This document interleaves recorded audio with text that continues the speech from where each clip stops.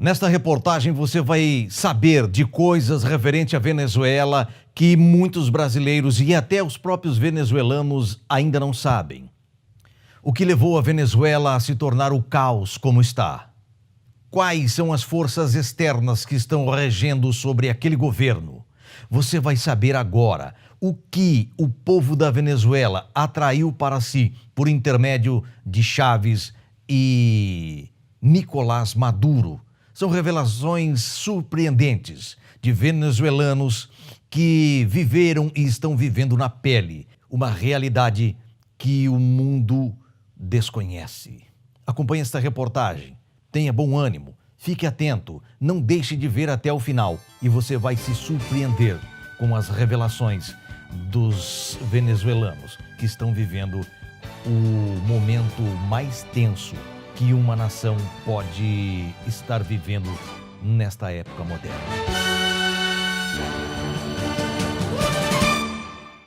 O que o Chávez fez para mudar a história ou para acrescentar algo na história que não era conhecida até hoje? Principalmente no que diz respeito aos heróis. O que é que está acontecendo? Porque parece que tem algo muito estranho, ou pelo menos é estranho aos olhos dos cristãos. Sim, quando ele entra no poder, uma das coisas que ele fez trocar foi o currículo escolar. Ele decide que a história está sendo injusta, que está sendo contada aos jovens, está sendo injusta porque está deixando de jovens alguns supostos heróis. E ele usa esse argumento para poder desenterrar esse Samora e fazer todo o ritual que foi feito, que todo mundo sabe, foi um ritual com os papalaus de Cuba, para poder permanecer no poder. Desta forma, ele até também usou de querer desenterrar os ossos do próprio Bolívar. Trocou a imagem de Bolívar, dizendo que através dos ossos que foi desenterrado, a verdadeira imagem, a foto de criança, essa não era, que agora era outra. E por quê? Porque ele fez tudo, usou toda essa estratégia para poder fazer o trabalho que era o trabalho de bruxaria com os Babalaos de Cuba. Porque eles exigem retirada de mortos, invocar supostamente ao espírito do morte para se estabelecer no poder. Ele fez essas coisas. Ele impôs estátuas gigantes. Se vocês andarem por Venezuela, vocês vão ver estátuas gigantes, tamanhos de edifícios, de diferentes santos, entre parênteses, santos populares, que nem sequer a Igreja Católica havia canonizado. Sim, existe porque eles eram muito bons e depois apareceu o Espírito e depois o povo foi passando e passando. E também, todos esses ele mandou assim, para que pudesse também fazer os rituais nesse dia. Essa gente exigia isso. Uma religião que não existia em Venezuela se começou a ser implantada, que é as dos Babalaos de Cuba. E essas coisas foram bem recebidas pelas pessoas? E como que as pessoas então receberam essas religiões que eles não conheciam e foi trazida e colocada pelo próprio governo? Claro, os cristãos evangélicos hoje pensa, o que aconteceu? E está em alerta. Porém, nunca imaginavam que isso se ia implantar de uma forma que ia criar raízes. Nunca. Cuidado, pensando que não é nada. Os católicos também ficaram com o pé atrás. O que está acontecendo aqui? Porém, o comum, que é o católico, que não é católico, que também gosta de consultar a bruxas, começou a ser assíduo, ser simpatizante, porque não foi apresentado como algo ruim. E de uma moda passou a ser implantado que jovens de 16, 18 anos queriam ser babalau. E ainda para completar, sabe, a primeira coisa, ele colocou a liberdade de culto, entende? A liberdade de culto. E desta maneira ele introduziu com mais força esse tipo de prática, babalau. Esta liberdade de culto, onde ninguém tem a verdade suprema. Inclusive, em suas retóricas, no seu discurso, ele disse, então ele se dirigia, hoje vou se dirigir aos católicos e amanhã aos cristãos evangélicos. Então, depois da manhã, a outra religião, aos muçulmanos. E no geral é que ele quis abraçar a todo mundo para realizar a sua situação ou fazer o que ele queria. Isso chegou ao ponto de exumarem os seus heróis? Sim, para que ele pudesse chegar ao seu objetivo. Sim, para ter os favores desta maneira. Está se referindo aos favores dos espíritos? Sim, é porque ele está muito ligado a esse tipo de prática. Sim, mas isso está documentado, tem todos os documentos, tem foto, tem gravações, tudo. Então nós podemos dizer hoje que a Venezuela, entre aspas, está sendo governada por entidades? Sim, está sendo governada por entidades, pois quando eles foram desenterrar os restos de Bolívar, o pretexto foi esse. Sabe, o rosto do nosso libertador não era exatamente assim. Nós encontramos o rosto real, mas isso foi um pretexto. Esse foi um pretexto para desenterrar os ossos. Então, eles tiraram dali alguns ossos, eu não sei exatamente qual osso, mas teve um osso específico que as entidades exigiam deles para que eles pudessem fazer esses trabalhos, sabem, esses trabalhos ocultos. Então, o pretexto que eles usaram foi a reconstrução do rosto de Bolívar. Então, quando ele ainda estava vivo, houve vários pintores que o retrataram e fizeram telas dele. Então, ele mesmo se expressa.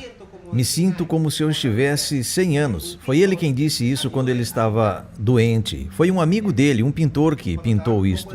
Então ele estava com o semblante caído e o mesmo pintor pinta ele em outra ocasião. Então quando reconstruíram o rosto, isso foi com o sistema de carbono. Isso é muito caro, sabe, hoje em dia. Até fizeram uma cirurgia plástica, sabe? Fizeram um rosto. Que parecia um bêbado, sabe? Um bêbado. Sabe, esses bêbados que ficam caídos assim, tomando bebidas de manhã e de tarde, dessa maneira. Mas o pretexto era reconstruir o rosto do libertador, porque esse rosto, que nós tínhamos já há muitos anos, não era o verdadeiro, sabe? Assim como eles também trocaram o escudo nacional, eles trocaram a bandeira também, e até o cavalo na fotografia, que estava virado para um lado, mudaram para o outro lado. Então mudaram tudo. Então quer dizer que hoje a Venezuela é um país que está sendo governado por uma entidade espiritual? Governado por uma entidade espiritual. Ele toma o poder. Uma das coisas que ele falou, ou seja, um dos primeiros discursos dele foi referir que ele havia falado com o presidente Chávez, mas ele estava morto. O fizeram numa reunião de ministros. E isso está gravado. E ele disse que ele viu um passarinho. E ele soube que era o presidente Chávez. Isso é uma mistura de reencarnação, as pessoas que acreditam que voltam a viver em pássaros ou em animais. As pessoas ficaram um pouco assim, assustadas. Claro, era o presidente que estava falando. Ele disse que sim, que ele foi à Índia, foi lá e fez seu trabalho, e que ele veio aqui a governar. Ou seja, estamos no meio de governantes que creem em ocultismo, a invocação de demônios, a espírito de mortes. O presidente Chávez sempre em seu discurso dizia que ele sempre era amparado pelos espíritos das planícies.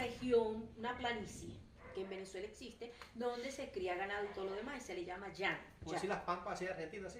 Llanos, son llanos. Então eles diziam: eu estou sendo cuidado pelo espírito da planície.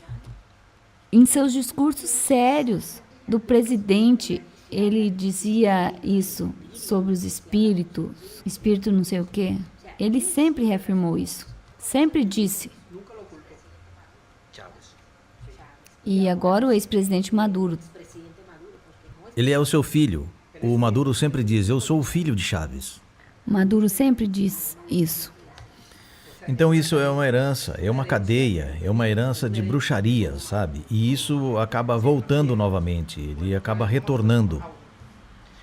As autoridades sempre nos seus discursos, no final dizem Chávez vive. Inclusive até tem uma oração que diz: Pai Chaves, que estás no céu. Sim, inclusive nas reuniões que eles fazem esta oração. Sim, isso é verdade, isso é verdade. Há também um templo onde vai as pessoas fazer orações. Há um templo, criou-se uma religião onde se dizem o eterno e supremo comandante eterno, ele está vivo e não está morto. Tem toda uma religião que se formou ao redor dele. Esse, por exemplo, é para a fala, sabe? Para o discurso, para o povo, entende? Que estava um pouco descontente. Então ele utilizou a figura de Ezequiel Samora, que foi um libertador, um general, um herói. Ele estava numa luta em um certo momento da história. Então ele trabalhava para uma reforma agrária e repartir as terras com as pessoas que trabalhavam, que tinham as condições. Então ele se aproveitou dessas coisas. Os acontecimentos foram real. Sabe, eu estou te explicando. Então ele usou esse discurso, assim como então ele canta: oligarquia, tremão, oligarquia, tremão. Então as pessoas entendiam que aqueles eram os maus. Então esses é o que exterminam aqueles. Então as pessoas tiveram um ânimo de querer trabalhar por essas melhorias. Então ele se aproveita deste ressentimento, podemos dizer assim, são as ambições dos vários setores. Então ele foi sagaz e se aproveitou disso. Então ele manipulou psicologicamente a estas pessoas. Então ele gritava, assim como Ezequiel Samora, para a grande independência. Ele pegou os ricos e os obrigou, e é verdade, entende? Mas ele utilizou isso como uma plataforma para alcançar, mas quando ele alcança, então começa o ataque. Ele desmontou tudo, desmanchou tudo que ele tinha feito, o trabalho, as empresas sérias, as exportações, tudo isso. Ele pega e desastra, a ponto que não tinha mais o que comer. E olha só, vamos importar, é mais fácil. Antes era assim. Um agrônomo, um engenheiro agrônomo, era presidente. Então ele organizava os povos, as pessoas, segundo cada um, segundo a terra, segundo a aptidão da terra. Vai o engenheiro agrônomo, motiva as pessoas, os donos das terras, com informação técnica. E aí então tem tudo, tem semente, tem fertilizantes, vamos fertilizar muitos hectares. Então seria esta maneira. Nós vamos dar o respaldo técnico, mas com condições de você vender para o Estado a produção. Porque o Estado tem a responsabilidade de diminuir a fome, sabe? As terras é para isso. Essa é a razão de ser de todas as pessoas, em todo o processo. Então se sabia que isto ia ser assim com as pessoas. Mas, na verdade, não foi assim. Então eles disseram, olha, aqui está o fertilizante, o trabalho é de vocês, nós vamos dar isso. Ele fica com toda a disposição, com todo o direito, com a sua vontade plena plancha, sudar. para importar. Então, as comissões vêm em dólares e ninguém precisa estar vendo. Está viendo nadie. Não precisa estar explicando para ninguém. Então ele desfaz tudo o que tinha planejado nas fazendas e fica com a comissão no bolso. Então ele fica com o controle. Quem quer comida, pode se ajoelhar aqui. Está comigo ou está comigo? Se você está, tudo bem. Se não, quem pode dizer que não? Morto de fome. Foi feito um cartão cidadão. Foi obrigado. Foi através de pressão. E se você não tivesse aquele cartão, o cartão cidadão, você não abriria conta bancária, não ia poder mais trabalhar porque não tinha o cartão cidadão, não poderia entrar nos hospitais mesmo que não tivesse nada, mas não iria poder entrar. Você não ia poder usar o transporte público, não ia poder se inscrever na universidade. Então tinha muita gente desesperada, criança com fome. Então essas pessoas se sentiram obrigadas a ter de fazer esse carnê, ter de fazer o cartão cidadão. Porém, teve bastante gente que não aceitou fazer, disseram que não fariam e vamos ver o que vai acontecer. Não vamos retirar nenhum cartão. Claro, eles receberam as pedradas, porém não pegaram um carnê do cidadão. Porque não serve para nada, não tem nada que possa ser feito com esse carnê. Porém, o carnê foi exigido. Já ia ser mais importante do que a identidade. Isto nos remete a um tempo que um outro país se colocou à disposição dos espíritos, que foi o caso de Israel, há muito tempo atrás, quando invocou espíritos dos mortos para ajudar na decisão política. Parece que isso está acontecendo também na Venezuela? Na Venezuela, havia pouca diferença entre cristãos católicos e cristãos evangélicos. Porém, se denominava como um país cristão. Não era muçulmano, nem de religiões africanas. Uns que chamam de bruxarias, esse tipo de...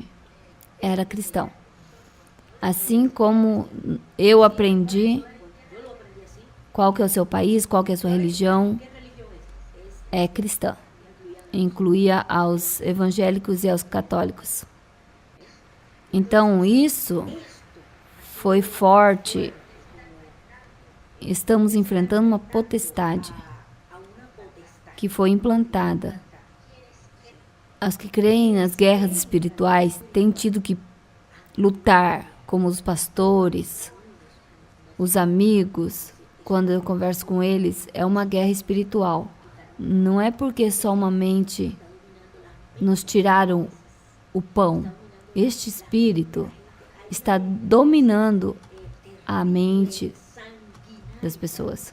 Há uma delinquência terrível, sanguinária.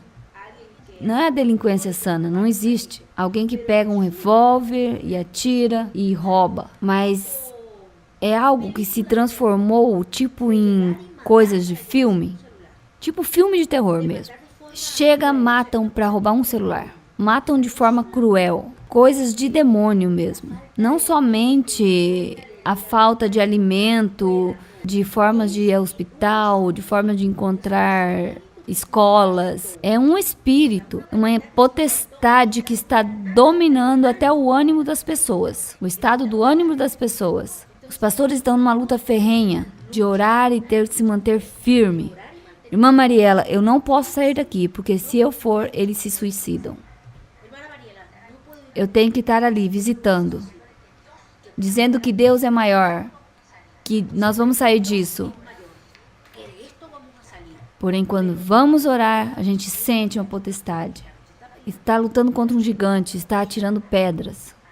É claro que tem se reunido a orar, a clamar, a buscar vigílias para que Deus derrote essa potestade. Isso é mais do que uma ação militar. É uma missão eminentemente de Deus. Precisa intervir na Venezuela. Deus... Bom, como eu te disse, eu não sei se você notou, ele para ele poder crescer, para ele se subsair, o senhor Chaves, então ele se valeu primeiramente destas coisas obscuras, destas forças demoníacas. E também, de lá para cá, ele tirou dos católicos os privilégios. Entende quando ele começou? E transferiu os privilégios para a igreja evangélica. Isso, ele fez uma jogada bastante interessante. Eu me lembro que na época o meu pai ainda estava vivo e ele disse: hoje está acontecendo o mesmo que acontecia com todos os comunistas. Quando entram ao poder, enfrentam a Igreja Católica, que é a mais poderosa, e a julga publicamente e tira o poder. E depois faz uma pequena inclinação à Igreja Evangélica para fazer uma aliança. Mais do que uma aliança econômica, porque se tem dinheiro no meio, porque querem usar a mente dos pastores. Para que os pastores levam seus adeptos até o seu governo. Então eles querem usar a igreja como uma plataforma. Ele usou meu pai e disse, e me recordo que ele disse: "Oh, esse homem é um astuto. Ele sabe muito bem o que está fazendo. Ele está sendo duro com os católicos. Mariela, eles vão tirar todo o poder deles, todos os benefícios. E você vai ver como eles vão começar a passar a mão nos evangélicos, na igreja evangélica. E muitos dos pastores vão cair na armadilha de crer que Deus tem nos ouvido. Porém, não têm lido a história para investigar o que eles fazem, os governantes socialistas e comunistas. Como? Os dois caminham igualzinhos. E vocês vão ver como isso vai passar. Tristemente assim. E passou. Muitos pastores cristãos se deixaram levar. Isso também aconteceu da mesma forma como Jesus, quando ele disse: Pedro, você me ama, Pedro? Então agora os pastores deixaram de apacentar as ovelhas e foram atrás do homem. Deus diz: quem abençoa Israel será bendito e quem amaldiçoa será amaldiçoado também.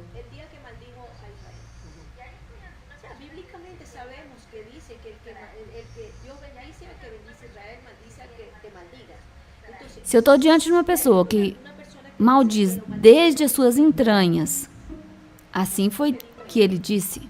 Se eu estou sentindo uma inclinação a ele, eu já digo: opa, aqui está acontecendo algo e não está bom, como se diz. Muitos fecharam os ouvidos e começaram a fazer outras coisas. Que Israel, que a nação, que a política, que não sei o que, enfim, não entenderam que o homem era um emissário do diabo. É assim, um emissário do diabo. Se você achou interessante e gostou desta matéria, se inscreva em nosso canal. Teremos muitas outras informações relevantes que vale a pena você conferir. Obrigado por estar conosco. Esta é a Interrede Notícia.